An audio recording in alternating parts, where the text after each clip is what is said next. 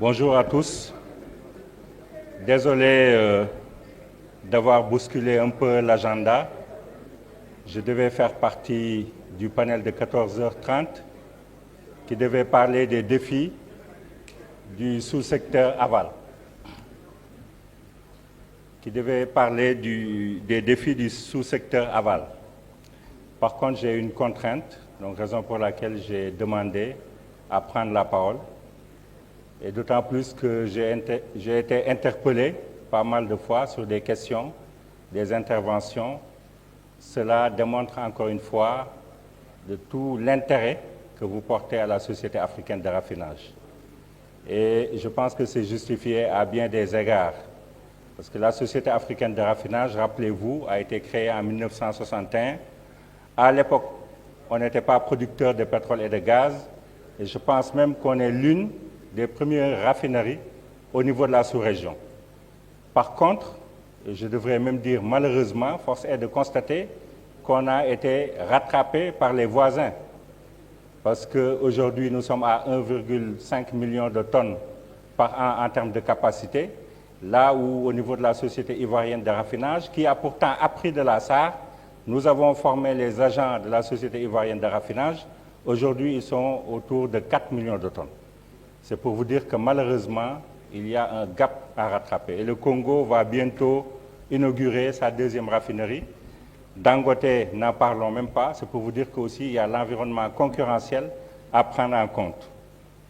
Alors, il y a une question qui a été posée sur les marges de raffinage. Je pense que même c'est Modibo Diop qui a posé la question, qui est une question très pertinente parce que nous savons que structurellement, les marges de raffinage sont très faibles. La preuve, aujourd'hui, la Société africaine de raffinage fait un chiffre d'affaires de 1 000 milliards. C'est la première société nationale du Sénégal en termes de chiffre d'affaires. Par contre, en termes de bénéfices, on se retrouve toujours aux alentours de 20-30 milliards. Donc c'est pour vous dire que les marges sont très faibles. Alors, qu'est-ce qu'on s'est dit quand on a pris fonction? Ce qu'on s'est dit, c'est qu'il faudrait qu'on étudie, qu'on voit en interne les leviers qui sont à notre portée pour pouvoir optimiser les coûts. Nous avons le décret de 2014. Malheureusement, nous n'avons pas de levier sur la définition de la structure des prix, donc nous l'avons mis de côté. Le deuxième point qu'on a étudié, c'est la volatilité du cours du baril. Malheureusement, on n'a pas de levier là-dessus.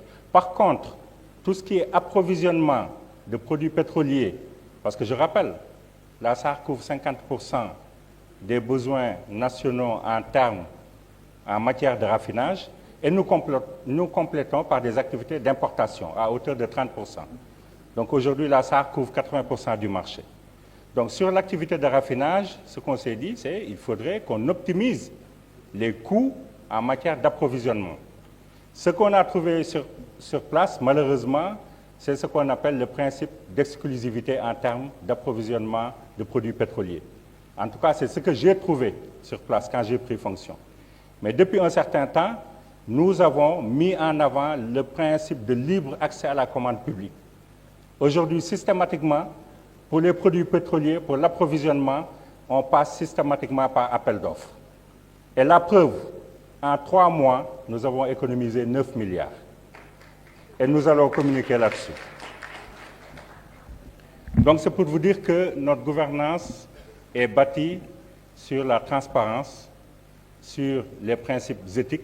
En tout cas, nous essayons de les avoir en bandoulière, tout en rappelant qu'en 2022, avec la recapitalisation, la SAR est rentrée dans le giron du parapublic. Donc il y avait également une autre exigence qu'on devait appliquer, à savoir l'application du Code de passation des marchés. De 2022 à 2024, ça n'a pas été le cas. Quand on a pris fonction, nous avons pu inscrire la Société africaine de raffinage au respect du Code de passation des marchés. La pétrochimie. Je rappelle que, effectivement, nous avons un projet structurant d'envergure nationale et je salue également l'engagement du gouvernement qui l'a inscrit dans le référentiel Sénégal 2050 et ce projet fait partie des 60 projets prioritaires de l'État du Sénégal. C'est pour vous dire que c'est un projet qui est structurant, mais c'est un projet clé, c'est un projet critique pour l'État du Sénégal. Parce qu'aujourd'hui, on ne peut pas parler de défis sans parler de défis liés à la souveraineté énergétique. Je pense qu'un des intervenants l'a rappelé. Et donc, le défi pour arriver à une souveraineté énergétique, c'est au moins de pouvoir répondre favorablement à la demande nationale et d'arrêter d'importer des produits pétroliers. Et si on arrête d'importer des produits pétroliers, qu'est-ce qui va se passer? On va renverser la tendance au niveau de la balance commerciale. Parce qu'aujourd'hui, ça représente 2/3, malheureusement, du déficit. Donc, vous verrez qu'il y aura des avantages directs par rapport à la deuxième raffinerie. Et on sera l'unique acteur. Au moins, on va optimiser l'écosystème du sous-secteur aval. Donc, c'est un projet qui est crucial. C'est un projet qui est critique. Peut-être on ne communique pas encore sur l'avancement de ce projet. Mais sachez qu'on a déjà identifié un site. On est en train de travailler avec les différentes structures de l'État et il y a une dizaine d'investisseurs qui sont intéressés à financer le projet. Et c'est là où, j'en discutais avec M. Lam d'ailleurs, et c'est là où je fais un appel solennel au privé national. Moi, parfois, je me pose des questions par rapport au privé national. Parce qu'un véritable investisseur, c'est quelqu'un qui a le goût du risque. Mais moi, j'ai l'impression que ceux qu'on appelle investisseurs nationaux ici au Sénégal ne le sont pas en réalité. Parce que si vous investissez, qu'est-ce que vous faites? Vous êtes dans le commerce, vous êtes dans l'immobilier, etc. Il n'y a pas de risque. Donc, venez sur des projets structurants qui concernent le développement industriel. Et au niveau du projet SAR 2.0, pourquoi les investisseurs étrangers sont intéressés? Et ils ne nous demandent même pas de garantie souveraine. Posez-vous des questions. On a un taux d'endettement de 98%. Tous les investisseurs qui sont venus nous voir nous ont dit « nous n'avons pas besoin de garantie souveraine. On vous propose une option EPCF. Vous savez pourquoi? Parce que je vous ai dit, nous avons un gap de 50% à couvrir au niveau du marché national. Sachant qu'aujourd'hui, le raffinage a la priorité au niveau du marché national. Donc, toute l'augmentation de capacité qu'on va faire, ça va être tout bénéfice pour l'investisseur. Donc, il n'y a pas de risque. L'État vous garantit le marché national.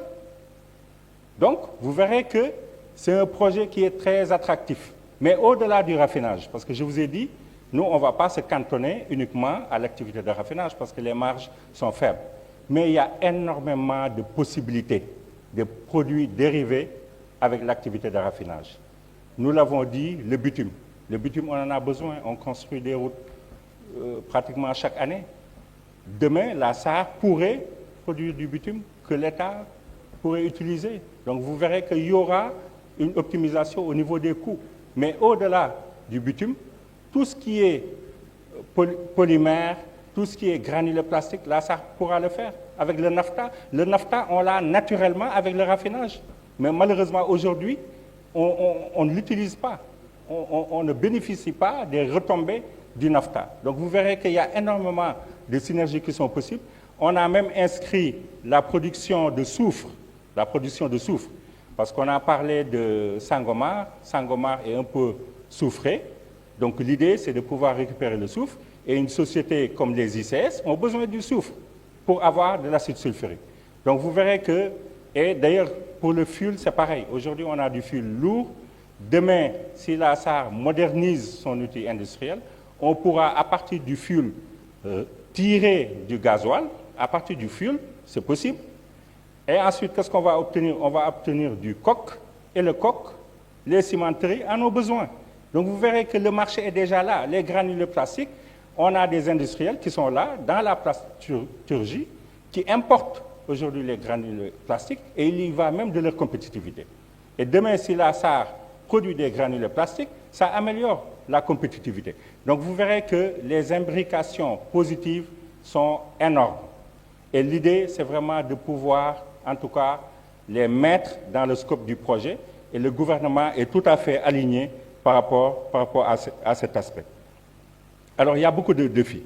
Déjà, par rapport à la raffinerie actuelle, créée en 1961, donc vous êtes d'accord avec moi que c'est un outil vieillissant, c'est un outil avec une certaine même vétusté, c'est un outil qu'on doit revamper, c'est un outil qu'on doit moderniser. Et au-delà de l'aspect modernisation, nous devons répondre également par rapport à certaines spécifications en matière environnementale, sur le taux de soufre, sur le taux de benzène. Nous avons jusqu'à horizon 2030 pour nous conformer par rapport aux spécifications Afri 6 qui sont équivalentes aux spécifications Euro 5, Euro 5. Donc vous verrez que ça va nécessiter des capitaux assez élevés pour pouvoir répondre favorablement à ces spécifications. Et d'ailleurs, vous verrez que c'est des projets, malheureusement, qui n'auront pas de retour sur investissement. Qu'est-ce que cela veut dire? Cela veut dire que la raffinerie a également besoin de soutien. Jusqu'en 2023, la Société africaine de raffinage avait ce qu'on appelle la marge de raffinage. Aujourd'hui, si on le compare à d'autres pays, c'est pareil. Au niveau de la Côte d'Ivoire, même le ministère de l'Environnement soutient la Société ivoirienne de raffinage parce que tous ces projets qui sont liés à l'aspect environnemental ont un impact direct sur la santé publique. Donc, à un moment donné, c'est l'État qui doit prendre en main ce genre de projet. Et je suis vraiment optimiste parce qu'on a commencé à en discuter avec le gouvernement et ils sont très ouverts à accompagner la Société africaine de raffinage dans ce sens. Mais j'appelle vraiment le privé national à s'intéresser par rapport à ce projet. Le retour sur investissement est très intéressant. D'ailleurs, nous allons aussi produire ce qu'on appelle de l'huile moteur, des lubrifiants. Et là, par exemple, sur les lubrifiants, on a un retour d'investissement inférieur à 6 ans. Inférieur à 6 ans. Donc, je me rappelle, il y a 2 semaines, un investisseur sud-coréen est venu nous voir. Qu'est-ce qu'il nous a dit? Il nous a dit, moi, je n'ai pas besoin de chiffres, je n'ai pas besoin d'infos, j'ai déjà étudié la Société africaine de raffinage avant de venir, c'est ça l'intelligence économique. J'ai déjà étudié vos projets et je sais que c'est des projets porteurs. Moi, j'ai des sous, je suis prêt à vous financer. Mais il faudrait que le privé national soit agressif dans le business, agressif dans le sens positif du terme. Et c'est pour vous dire que la Société africaine de raffinage, qui a justement dans son appellation le qualificatif africaine, donc avec le volet intégration africaine, nous soutenons également le patriotisme économique. Moi, je souhaiterais, quand les investisseurs viennent nous voir, au moins que je puisse dire, sur tant de pourcents, j'ai déjà le privé national qui nous soutient et je pense que nous devons tous aller vers cette direction. Je vous remercie de votre attention.